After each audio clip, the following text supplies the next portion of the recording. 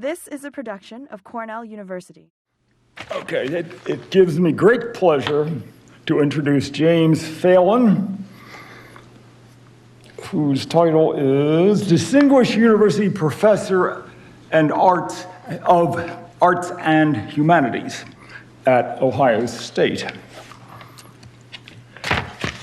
He has long been a vital presence in the field of narrative studies, both for his critical contributions and for his success in creating ways for students of narratology to exchange ideas. He has been a prolific author, as one would need to be, whose stated goal is to, quote, write a comprehensive account of the rhetorical theory of narrative.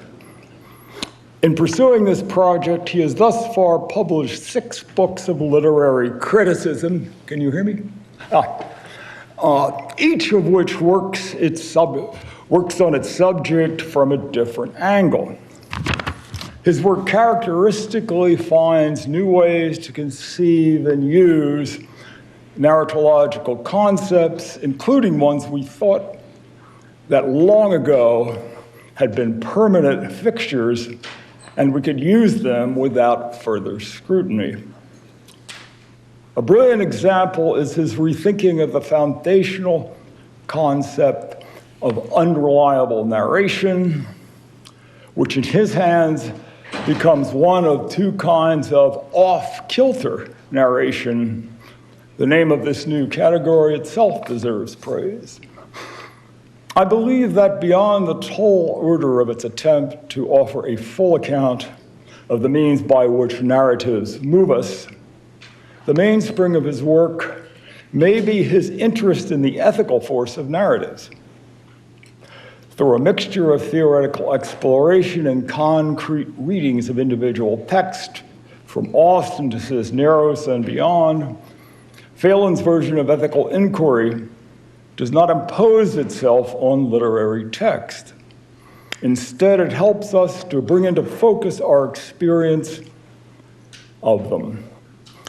As he himself puts it, quote, rhetorical ethics remains rooted in the complex emotions of literary experience because it is part of the more general rhetorical approach to literature that links authorial construction to readerly affect, and both of these to questions of judgment before it moves into the realm of ethics. Jim studied under Wayne Booth at Chicago, making him a 3rd-generation neo-Aristotelian. Crane begat Booth, begat Phelan. He is a shining light in that group. Booth was, of course, the author of the Rhetoric of Fiction, a landmark study with an importance it would be hard to exaggerate. 20 years after that, he was asked to add a discussion of subsequent developments in the study of narrative for a new edition. He agreed to do so, but only if James Phelan was willing to update its bibliography. Jim, never one to shirk heavy labor, agreed. This is an indication of Booth's high regard for Jim. It is also an early indication of the top-to-bottom knowledge of the field of narrative studies he has since then maintained. In the days of ProfScam, when it was revealed that folks like us were overpaid and underworked, that's the scam part, Jim published a book entitled Beyond the Tenure Track, 15 Months in the Life of an English Professor. If any of you would like to experience exhaustion by proxy, look no further, this is the book for you. Which is not to say that Jim himself gave way to exhaustion. I haven't time to do more than mention his unexampled contribution to the study of narratives on what we might call an institutional level. Here's a few highlights. In 1986, he played a central part in creating the first conference of what was then called the Society for the Study of Narrative Literature. It was a small and friendly affair, and it repeated every year. By 2008, the membership had grown, the conferences were large, and venues for them had appeared in Manchester, Birmingham, Ottawa, and Amsterdam, justifying a change of name to the International Society for the Study of Narrative Literature. Jim also had a large part in creating the journal Narrative, which has become, I think, a major journal, and he has served as its editor since 1992, when it first appeared. So, welcome, Jim.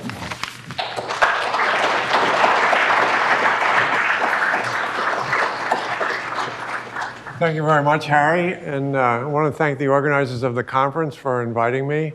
It's a really great honor, and I do feel like I'm following a very difficult act. I'm very appreciative of the comments by the previous panel, and there are a number of things that they touched on that I think I will come back to in this talk.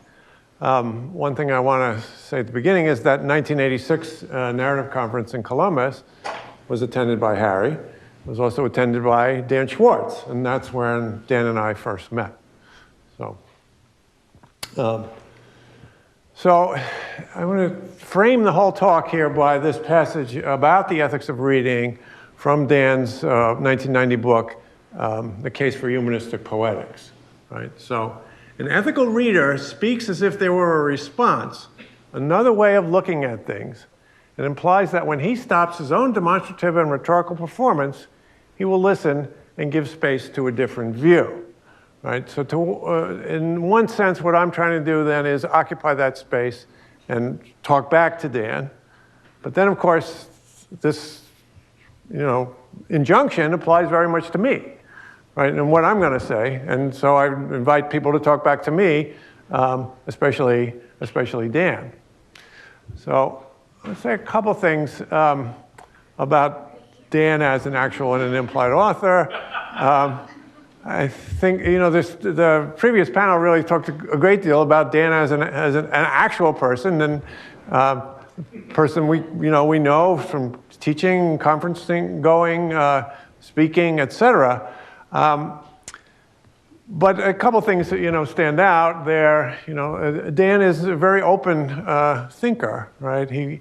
He wants to have his thoughts enriched by the ideas of others, and you see that in his writing. Also, if you look at the back of your program and you see all the work he's done, all the books he's published, right? You see this drive to keep learning, right? Dan is a modernist, clearly, right? And steeped in modernism. But he doesn't just write about modernism, and he's moved on. He wrote about Damon Runyon, right? He wrote about the New York Times, et cetera. He's a very active, inquiring mind. So, and again, the previous panel talked a lot about Dan and his support for younger scholars, and especially his students. I want to say just add one other piece to that, which is one of the other ways I got to know Dan was when he came to Ohio State to be a judge for our local graduate student research competition. And it seemed to me, a busy man like that is a sort of extraordinary thing to do, but I could tell that he did it because of his belief in trying to help the next generation.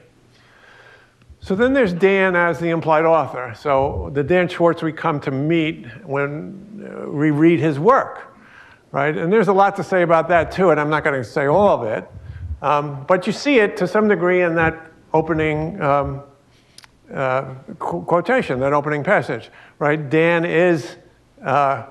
has this goal about being an ethical reader, and that is sort of another way in which his openness applies to his audience, right? The other thing I think that's significant for me in reading Dan is that he's a well-informed pluralist. And by that I mean he's somebody who, with his openness, believes in that there's more than one right way to do things, right? But that also means, being a pluralist also means that he doesn't think anything goes, right? And he takes his place in the middle, and there are certain things that he will strongly stand for, and I'll turn to them now. So Dan's Humanistic Poetics has, I think it's just to start off by saying, you know, he's developing this in 1990, late 80s, 90s, and done some of his work on Joyce and other sort of modernist projects, and then he turns to do something sort of more broadly theoretical. And if you look at the case for humanistic poetics today, I think one of the things that stands out for those of us who are, you know, reading literary theory is that he's doing, in that book, he's trying to develop a program which others have since tried to develop. Eve Sedgwick proposed that we stop doing paranoid readings and do reparative readings, right? Another group, Sharon Marcus, Stephen Best, Heather Love, have become advocates for what they call service reading, right? And there's a way in which this is what Dan's Humanistic Poetics is doing. I won't go into all the details and the nuances. It's not entirely the same, but in a general sense, right, Dan is doing something that early that has now become much more common and much more fashionable. So one of the things about the model that's impressive is that it accounts for so many actors and objects in the writing and reading of literature. So authors, readers, texts, contexts.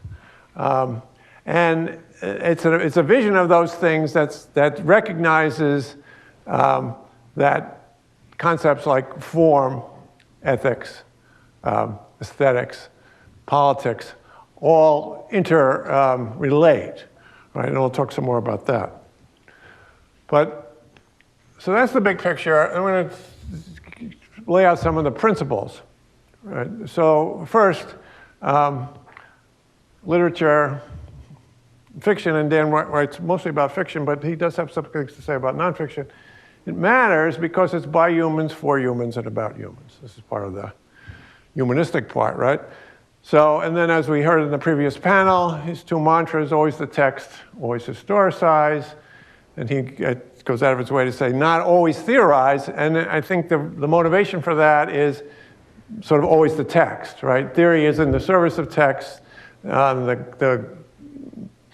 Sort of one of the principal goals of Dan's work is to help us understand literary texts better, right? So we'll do that, and then the idea of historicizing is sort of necessary for that project. Dan also makes a distinction between the isness and the doesness of the text. So the text in itself, its ontology, and the doesness, the effects it produces through the process of reading, okay? Dan's dicta, always the text and always historicize, right? Sort of invite us to think about, well, what, if we took that approach to his work, what would we get? To some degree, I've been trying to do that with the always historicize and think about it in relationship to 1990 and now. The other thing I would say about the always historicize part is that Dan is writing at the time of a kind of ascendancy of post-structuralism in the 80s, and maybe at the beginning of the decline of some of it too, with Dan writes about the famous Paul de Man affair, which I don't want to get into, but sort of marks a potential for a change. So there's a certain kind of situating of himself in relationship to a kind of dominant trend, which is sort of courageous, and then trying to work out the logic of that and the reasons for it. And the Dan's text itself, one of the things that struck me pretty strongly this time is the way in which he relates to his audience through the strategy of posing rhetorical questions, right? Why? Wouldn't? Et cetera, et cetera. And this is also part of Dan as implied author. So, other principles. Literature connects with the extratextual world. Dan frequently talks about fiction in relationship to an anterior reality. He sees reading as a transactive process, reading as a dialogue between writer and reader. Sometimes it becomes text and reader. Again, always the text. He wants to have room for what he calls authorial reading, trying to read with the grain of the text, and resistant reading. All right, having read with the grain, what do I do? What do I think of? What the text has asked me to do? Maybe I resist it. And in fact, that resistance can be very valuable in terms of the dialogue between writer and reader. Furthermore, readers are members of multiple interpretive communities. He illustrates this sort of, he doesn't use this phrase, but I began to think of it as 13 ways of looking at Araby. And we get sort of multiple interpretive stances on that. Dan also acknowledges that reading changes over time and through dialogue with other readers. This, too, is part of the transaction. So in terms of specific elements of narrative, Dan gets he most fully elaborates a conception of character. And I'm going to just single out one part of that conception. I'll come back and talk about it a little bit more. And I think it's worth just sort of pausing over, so I'll read it as you can follow it on the screen. Character is the most metaphoric ingredient of fiction. We think of it as representing larger patterns of behavior because we need to. Moreover, we do not think of depictions of humans as other. We see them as metaphors for ourselves. Just as narrators are metaphors for authors, characters are metaphors for authors, narrators, and human readers. Okay, so now having done sort of this kind of sketch, which doesn't do full justice to Dan's work, but I think it gets at key elements, I want to think about putting it in dialogue with the kind of work I've been trying to do under the rubric of rhetorical poetics. And there's a way in which a lot of our goals overlap. I'm very much interested in the author-reader reaction or transaction. Very much interested in the relations of form, aesthetics, ethics, and politics, and so on. My starting point is to think of literature as a rhetorical action in which authors design texts for the purpose of affecting audiences in multiple ways. This is very compatible with what Olfar was saying about what he tries to do, right? So you're thinking rhetorically. I want to claim you from my team. And then the means of our goals sometimes overlap, but sometimes they don't quite overlap, and that's sort of where I want to focus on today. But the idea is not that I have all the answers and I'm going to be correcting, but that learning can go in both directions. So, Dan, what I'm going to say to you as an ethical response is yes, and yes, but. And then you can do that to me, right? Okay. So I want to say, okay, yeah, let's retain the always historicized part, but allow for the limitations of history. And I think Dan is sort of on board with that. Basically, the idea is to allow sort of room for maneuver for individual agents within historical context. But here's the big thing, right? I want to revise always the text to always the author-audience purpose relationship, right? This is what it means for me to call myself a rhetorician, right? And one consequence of that, I'm going to talk some more about that, but one consequence of that way of thinking is that isness and doesness don't simply stand side by side, right? But that doesness determines the isness, okay? And then as far as not always theorize, I'm with you in terms of, yes, we don't want to sort of make theory the point, right? But I think there's something valuable about what I call theory, Peter Rabinowitz and I have called theory practice, where the reading of individual texts is informed by theoretical constructs, even as that reading can feed back in and cause us to revise or create new theoretical concepts. And then I'm also interested in developing a kind of pluralistic model, but I think mine is slightly different, which I'll talk about a little bit later. So in terms of my principles, if we think about authors, texts, and audiences, the question I want to ask is, why are texts the way they are and not some other way? And is that question answerable? And one of the sort of methodological principles is to say, all right, don't assume that texts have to be certain ways because of your theory, but rather try to discover the way they are. What's the author-audience purpose relationship? Okay, so this is one of the other reasons why I want to modify always the text, right? Because it seems to me that texts in and of themselves are ambiguous, fundamentally ambiguous, but rhetorical actions are not. Okay, so to refer to a very old example, E.D. Hirsch Jr. in Validity and Interpretation, back in the 60s, is trying to make a case for the only valid interpretation is one that relies on authorial intention. And I'm not a Hirschian in that sense.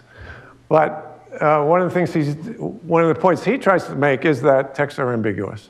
And he says, okay, you take something like, okay, my car ran out of gas. Everybody thinks, you know what that means, right? But maybe it means my Pullman car emerged from a cloud of ether. My car ran out of gas, right? What do you mean, right? What does it mean, right? If you just look at the text, you can't decide that question, right? And Dan doesn't take that position, right? But I think because Dan is very interested in authors and audiences and contexts, right? Which would disambiguate.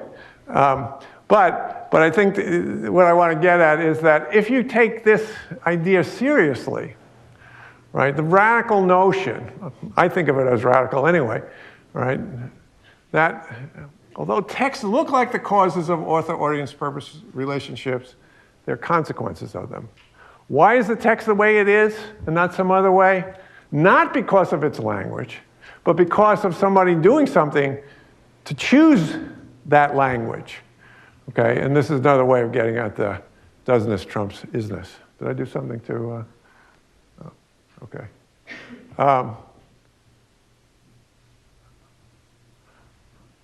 right, so this is the point I've been making, right? So the formal features of text are resources that authors deploy or not in some ways rather than others in order to accomplish one or more purposes in relation to specific audiences. So this means that if we're trying to diagram what's going to happen, we can't really do it. It's too variable. But what we can do is hang on to this principle, okay, authors, resources, and audiences. Okay. So this then has consequences for the way we think about authors. Who are authors, right? Now, there's been a lot of debate in literary theory about implied authors versus actual authors, right? And I drew upon the distinction earlier, talking about Dan that way. Many trees have died in the service of this debate, and it's a sad thing. And I've been contributing to the death of these trees. So I'm now trying to reform my ways and be more ecologically conscious by saying, I don't really care whether we talk about an actual author or an implied author, although I still like the idea of an implied author. But what I want to hang on to is the idea that there's a constructive agent responsible for why the text is the way it is. And then to modify that in ways that are informed by all kinds of work, right? Authorial agency isn't sort of the super individual, but rather, there's certainly elements of individuality, but authorial agency is affected by historical context, affordances of media, and so on. This way of thinking also means that authors don't have to be perfect, texts don't have to be perfect. And we can think about biography, this sort of kind of ruled out by the new critics. So then it's coming at it from the side of audiences. So I start with the idea that actual audiences can and do read as they prefer, right? And I think that's a good thing. And one of the consequences of that is that we generate multiple kinds of knowledge about the same text. Okay? And then the question is, all right, how do we relate that knowledge or those sets of knowledge to each other? And I'll come back to that. But basically, I want to say, okay, this is a good thing, right? Multiple kinds of reading, multiple approaches to text. But what I'm trying to do is sort of create elbow room for authorial reading, rhetorical poetics as mode of understanding a text, and responses to that reading, different kinds of overstanding. So from this perspective, right, the famous pillars of the new criticism, the intentional fallacy and the affective fallacy, are themselves fallacies. And then the other side of the audience point is that there are audiences respond in multiple ways, right? Cognitively, affectively, ethically, aesthetically, and that these ways influence each other. Okay, so now I'm going to talk a little bit about audiences, and then I'm going to get into the Lahiri story. So this rhetorical model, so here, Dan, I think I'm saying yes and. Like what you say with the importance of audience, and the audience is part of the transaction. So we can break it down a little bit further. We think about actual audiences, and then within that, the subset of audiences who want to read rhetorically. Again, not everybody has to or even should. But then that actual audience can take on different roles. The authorial audience, the audience for which the author is writing, the narrative audience, which has to do, it's connected to Devin's point about empathy and reading fictional characters, right? That in the narrative audience, we have, it's as if, to adopt a metaphor from the Harry Potter books, we adopted an invisibility cloak and we are in the story world observing the characters and the events, okay? So this model of the two roles means that actual audiences who have become rhetorical readers take on a kind of double consciousness, okay? Then there's also the narrative who could be internally addressed. One of the things about the narrative audience, right, is that it's in fiction only. And we could talk about that some more. But it seems to me one of the markers of generic fiction that audiences take on this role. So one way to distinguish between fictionality and non-fictionality is the extent to which, or is by whether or not it presupposes a narrative audience. Okay. So authorial audiences are fixed in history, but actual audiences not, and that becomes interesting in terms of understanding and overstanding. Okay, so now another way I want to say yes and to Dan is to push this point that audiences have agency. Okay, so in the standard way, and I think Olfar was talking about this too, authors' choices are influenced by an author's conception of audience, right? What can I assume? What must I explain? How do I want the audience to stretch? I'm writing this talk. I'm trying to imagine, all right, who's going to be in my audience? What do I need to say? What can I assume? All that stuff, right? How are you going to react? How's Dan going to react? Okay, but here's the new thing, right? Or at least I think it's new. I want to say that the audience's unfolding responses can affect the author's construction, okay? There's something about sort of being in the process, and an author's so there's a more kind of a feedback loop, right? As authors develop certain parts of their narratives, right? They are anticipating what audiences are going to, how audiences are going to respond, and that affects what they do next, okay? So, and I'm going to talk about that with probability in relationship to the Lahiri story. And I'll also touch on character, authors, narrators, ethics, and pluralism as I go. But enough theory. Let's go to some practice. I want to look at this story by Jhumpa Lahiri called The Third and Final Continent. Now, how many of you were able to look at it before today? Okay, a good number, but not everyone. Okay, excellent. Thank you. All right, so in this short story, we have a Bengali character narrator in the late 1990s telling the story of his relocation from Calcutta to London in 1964, and then from London to Cambridge in July 1969, right around the time of the moon landing. Right. The story seems to me to be controlled by two basic sets of instabilities, those involving the character narrator's adjustment to Cambridge, and those involving his and his wife Mala's adjustment to their arranged marriage, right? So these sort of unstable situations, which get complicated in different ways, and then the story eventually works toward a resolution. What's interesting is that the catalyst for the resolution of both instabilities is a character named Mrs. Croft, who's a woman who's 103 years old, who serves as the character narrator's landlord for 6 weeks, almost his first 6 weeks after he gets to Cambridge. So in interacting with Mrs. Croft, they develop, and she's really the agent behind it, this pattern, which I call the splendid ritual. Okay, so here it is. Here's the first, sort of the initiation of it. Mrs. Croft, there's an American flag on the moon. Yes, madam. Until then, I had not thought very much about the moonshot, etc. A flag on the moon, boy. I heard it on the radio. Isn't that splendid? Yes, madam. She was not satisfied with my reply. Instead, she commanded, say splendid.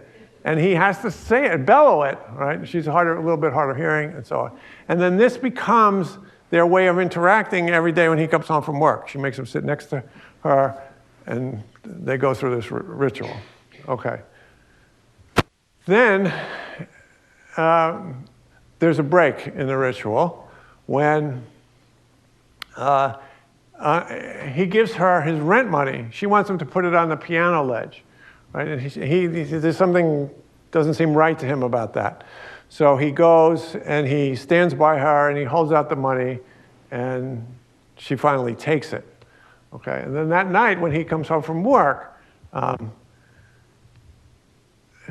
we get this. She did not slap the bench, but out of habit I sat beside her as usual. She asked me if I had checked the lock, but she mentioned nothing about the flag on the moon. Instead she said, "It was very kind of you." I beg your pardon, madam. Very kind of you. She was still holding the envelope with his money in her hands, right? And so we suddenly have this substitute, this break from, say, splendid, right? Where she's, this is kind of almost like a microaggression, where she's, saying, you Bengali person, salute the American flag on the moon. Right, and we flip from that to this compliment that she gives him. Okay, so then, those of you who haven't read the story, he has to move out because only single men are allowed to be lodgers. That's one of Mrs. Croft's rules. He and his wife have, in this arranged marriage, they're really strangers to each other. And after the first week, he takes her for a walk, and they end up at Mrs. Croft's house. They go in, and it turns out that Mrs. Croft is lying on the floor because she's broken her hip. Her daughter's been there taking care of her. The daughter goes out for a break to get some groceries or whatever. So it's the character narrator and his wife, Mala. So Mrs. Croft tells the story of her breaking her hip at night. And she says to him, what do you think I did? And I don't know. Well, I called the police. Okay. Mrs. Croft stared up at the ceiling and grinned sedately, exposing a crowded row of long gray teeth. Not one was missing. What do you say to that, boy? Stunned as I was, I knew what I had to say. With no hesitation at all, I cried out, "Splendid!" Perfect. Okay. Then, right after that, we get this. Mala laughed then. Her voice was full of kindness, her eyes bright with amusement. Okay? So now, here's my question. Why does Mala laugh? It makes no sense if we just abstract it from the unfolding construction. They are strangers to each other. He hasn't told her about the backstory with Mrs. Croft. You go into this situation, she's lying on her back. What do you think of that? He says, "Splendid." It's perfectly plausible for Mala to be thinking, what planet have I landed on? Right? Okay. So, my answer. Mala laughs because Lahiri expects her audience to laugh. Right? And you just did it, right? Of course, I tried to influence you so that you would laugh. But I think that's something that happens in the reading of the story, and we can read right over it. Right? It's probable that Mala laughs because the audience laughs. Okay? So this is what I call a probable impossibility following Aristotle. And I've got a long thing to talk about probable impossibility, but I'll skip it. Right? But the point is that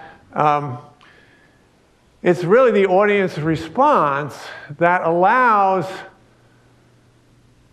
Lahiri to violate what would be sort of normal mimetic probability. Okay? And so another way to talk about this is a kind of crossover between the readerly response and the textual dynamics, the development of the text. Okay? And furthermore, I want to say it's not a flaw, right? So some nerdy narratologist comes along and says, hey, wait, that makes no sense. No, it makes a lot of sense, right? Okay. And of course, if I'm right, and you didn't see it, it's not because you're a bad reader, right? It's because it actually works the way I say it does. How's that for an argument? Okay. We'll come back, getting ready to wind up here. So I want to come back to Dan's point about character. So moving beyond audience. So character is the most metaphoric ingredient. We don't think of depictions of humans as other. We see them as metaphors for ourselves, just as narrators are metaphors for authors. Characters are metaphors for authors, narrators, and human readers. Now here I want to say yes, but. Yes to the point about characters representing larger patterns, very much. But I'm not Prince Hamlet, nor was meant to be. Right? Prufrock says that in a different context, but I want to say, when I read Hamlet, I don't think I'm Hamlet. I don't think of him as a metaphor for me. Similar with the Lahiri story, and similar with the relationship between the character narrator and Lahiri. Now, so what is this different? What does saying "but" mean? Right? What might I be giving up? What might I be gaining? What might Dan gain if he moves in this direction? One of the things about Dan's account is I think it does tap into the idea that as we read, we feel connected with characters, right? And our connection with characters can be very much something that carries our reading, right? So well, how do we connect, right? If we don't have that as an explanation, what does it mean to be a rhetorical reader of her characters? So now here I want to come back to the debate about fiction and nonfiction, and talk about the affordances of fictionality, right? Fictionality as distinct from generic fiction. Fictionality as a mode in which we invent things, right?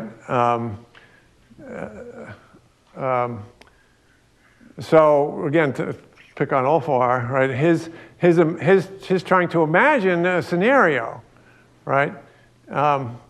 That's not a generic fiction, right? But it is a kind of instance of fictionality, right? What generic fiction then does, and imagining the scenario is a way to make some decisions about the actual, right? So the use of invention in the service of intervening in the actual. Generic fiction, I want to suggest, does that on a grand scale. Okay?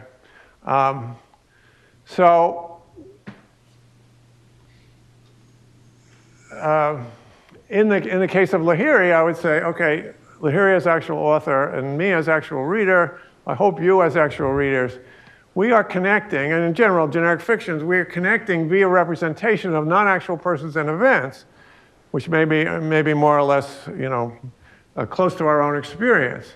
But to the extent that they're distant and the connection still works, right, reading fiction becomes a way to expand, learn, grow, so in some of the ways that Devin was talking about. So more broadly, I want to say that a character has mimetic, thematic, and synthetic components. That is, characters are possible people. They're representative, in that sense, very much picking up on what Dan says. And there are artificial constructs with roles and the purpose of design. So when I talk about Mrs. Croft as the catalyst, I'm talking about her synthetic function. And in other points of Dan's discussion of characterization, he talks more closely in line with this model. He doesn't talk about synthetic, but he does talk about mimetic, thematic, and then rhetorical. So in terms of this readerly dynamics of otherness, taking advantage of the affordances of fictionality, it seems to me that ethical judgments are crucial. And then they're crucial in part because it seems to me that the idea of observing and judging a narrative as it unfolds and character actions as it unfolds is kind of essential to what we think of as narrative. And I would juxtapose this to lyric, where I don't think we do that observing and judging. That's another argument. But the ethical dimension is so important because I think it then has consequences for our affective responses, okay? And all these things are in motion, right? So what I'm saying about the Lahiri story, she couldn't have Mala laugh on page 2, right?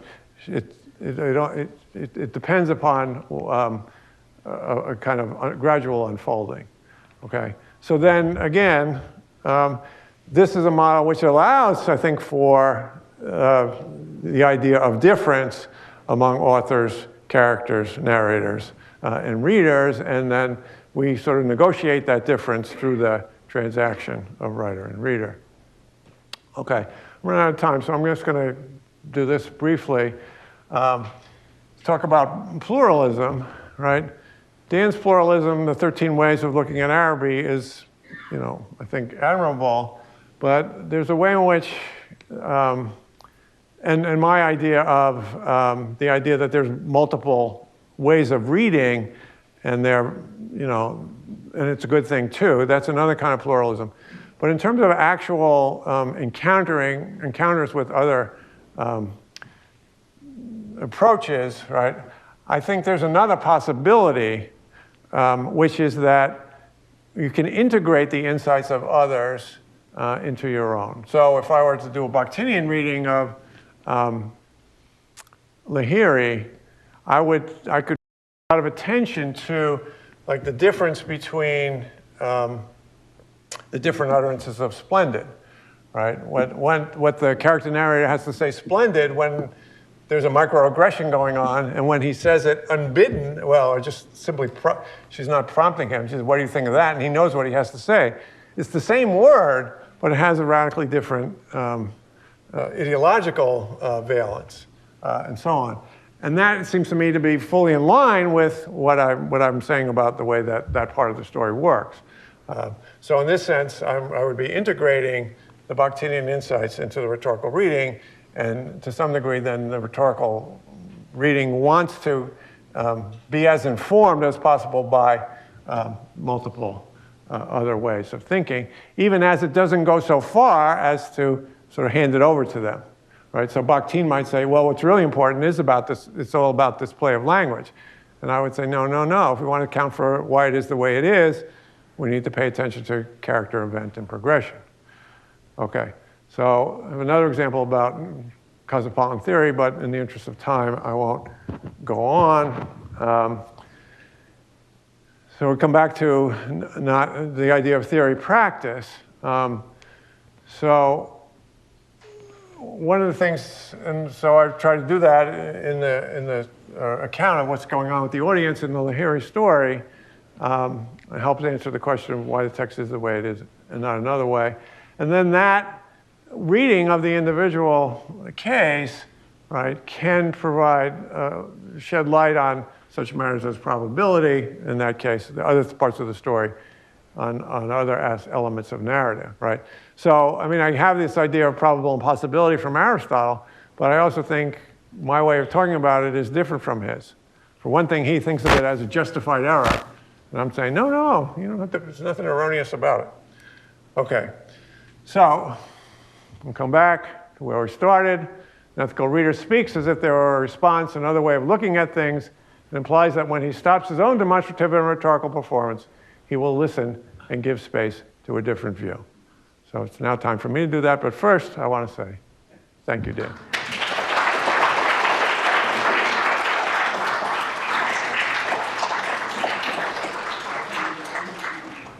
So there will be time for at least a few questions, and Jim is at your disposal. Exactly. Yes? Yeah, in your account of that episode of the story, you said that we know that Mala did not know the story about the splendid. How do we know that we don't know that? Because it's not narrated? There is narration about, there is narration about their interaction, right? And it's not between Mala and the character narrator. About what? About there being strangers. Okay. Right? You know, and even when they go out for the walk, right? I found myself turning. It's not like there's anything intentional or that consciously he set out to go visit Mrs. Croft and introduce Mala. Right. Right. So I think if you say which is the more probable account, that they didn't discuss it or that they did, I think the preponderance of evidence is on the side that they didn't. Well, that may be true, but what if, though, the author is assuming that Mala was told, and thereby that would explain why she laughed? Yes. Because she heard the story before, but you're saying probably not. Right. No, that's true if we did that, right. But if she wanted that, she could have easily had him indicate, oh, I told her about my 6 weeks with Mrs. Croft. Well, maybe she didn't think that we needed to know that we figured out Yeah. ourselves. Yeah, okay, fair enough. So we have a luxury here. Have you ever asked the author whether it was her intent in relating that episode to soften our view of the Bengali narrator? Right. I've not asked her. But this is one reason why I like the idea of an implied author. I don't have to ask her. I infer, you know, from my account of why the text is the way it is. Oh, yes. Oh, go ahead. I was interested in the fact that if you look at the story, it's clear how we're with that narrator with an invisibility cloak. That it's easy to see that narrator as a metaphor for the reader. It's much less easy to see how Mala is because she's a minor character. I mean, she's major in terms of determining things, but she's minor in terms of her appearance. She's not there very long. Right. She's completely opaque because she's opaque to the narrator at that point. And yet at the same time, she has that function of being a metaphor for the reader. I just thought that was really interesting. Yeah. The fact that she's a minor character and she has that opacity, but nonetheless she has that function. And I wondered if you could comment on that. Yeah, so my take is not to go with the idea that she's a metaphor for the reader, right? But that, but what's striking about it is that, again, I didn't feel like I had time to get into all the details, but after this, you know, Mala left, et cetera, right? And he looks at her differently.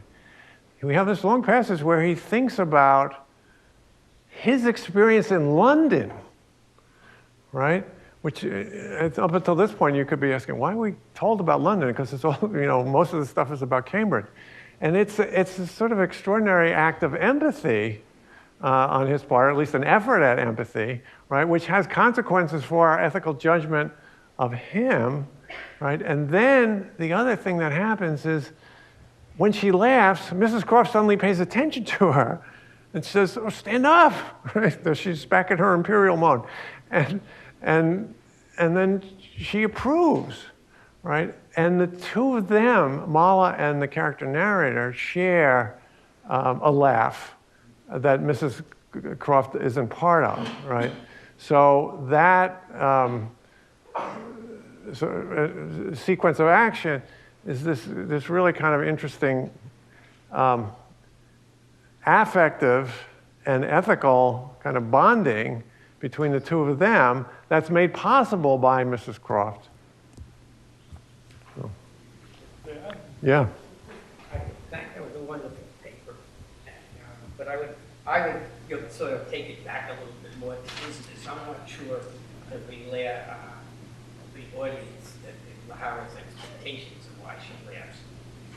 She's now the outsider, and he shows for the first time emotion in front of Mala. He says, "I cried out splendid." And what happens here, it seems to me, is that his emotion generates her emotion, and that she's lonely. They both are moving from reflection and looking at each other and gazing at each other to immersion.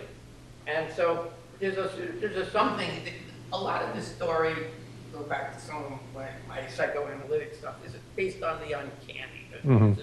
I mean, and he kind of adjusts to the uncanny in London, and she finally comes to this house and sees things that are absolutely out of preposterous. Remember, she's still and I think what happens is when he shows emotion, and even the word splendid, which he kind of knows, because in English, it's almost a kind of undermining of language. They're communicating no longer in declarative, coherent sentences. Right, right. He says splendid, right, and she breaks into laugh partly at the word, at this kind of right. mono language.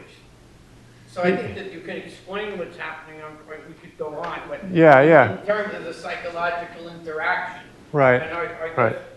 what I would say here, Jim, I'm not sure it's because she wants her to laugh or that we laugh because that's what she wants. I would, again, using my methodology, try to explain it in psychological and psychoanalytic terms.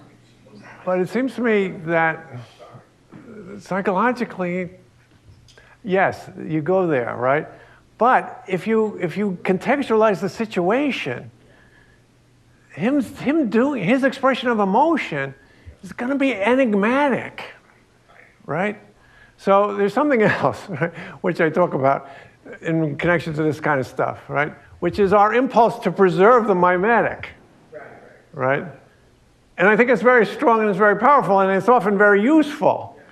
But I also think we can overdo it, right? And so this is my sort of unfair response to people who come back to me and say, no, it actually makes sense. I say, you're preserving the mimetic.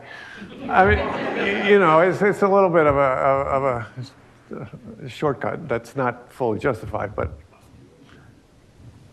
Following up on what you're saying, are you basically saying that in realistic fiction, there is a kind of mimetic contract, right? In other words, we understand that the readers, the audience, stay in place. They don't interact with the audience, so they're not acknowledged by a character in the story, right? Yes, this was very correct writing the story.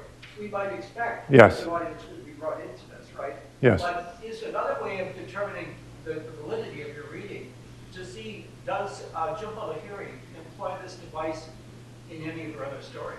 Yeah. I mean, can you find instances in other stories where she breaks the mimetic contract and does this other thing, invites the audience to? Yeah, I mean, that would be a good test. I have, read many of her stories. This is the only one I've seen, right? But of course, I could have missed it. It's in the nature of these things to miss it. But my other way I would answer, so if I could do it, great, and you're absolutely right. But the fact that I couldn't do it, I don't think disproves it, right? Because the idea is, what does she need to do at this point in this story? And how has she managed to set it up to do this?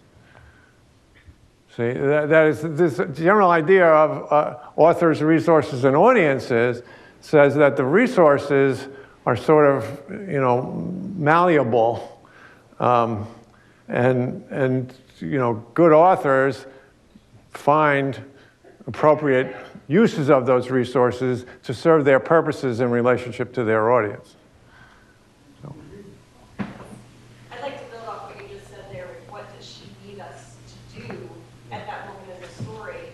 And I think it's less about the laugh and more about the shift in Mrs. Croft's attention to Mala sitting in her home, wearing the sari, looking so different. Yes. And for me as a reader, and I've taught this story many times with students, the point here is more about our expectation of Mrs. Croft. She calls the narrator boy. Right.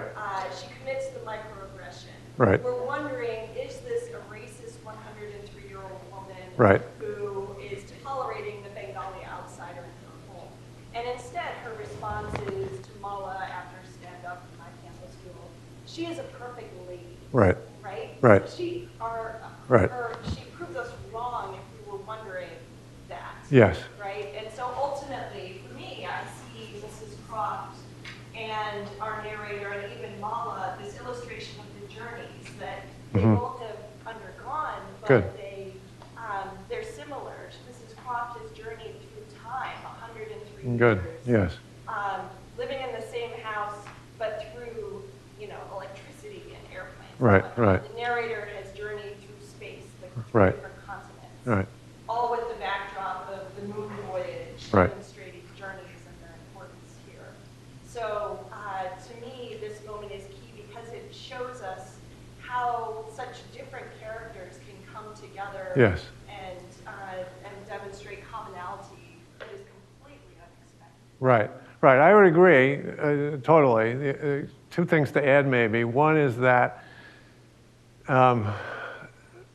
the sort of shared response to Mrs. Croft's "A Perfect Lady" sort of functions as the transfer of what the primary relationship of the character narrator is from Mrs. Croft to Mala, right? And that becomes, I think, so I would want to add that to what I think was excellent what you said. And then also your point about travel and space and time and the moon landing. That last paragraph, right, brings all that out. And I think if I had another hour, I would talk about the play with reliable and unreliable narration in the story. And that seems to me an instance of mask narration where Lahiri is speaking pretty directly through the character narrator about the nature of this kind of experience. So. Perhaps one more question. There was someone over here before. I don't know. No? Perhaps no more questions. Thank you, Jim. Okay, thank you. This has been a production of Cornell University, on the web at cornell.edu.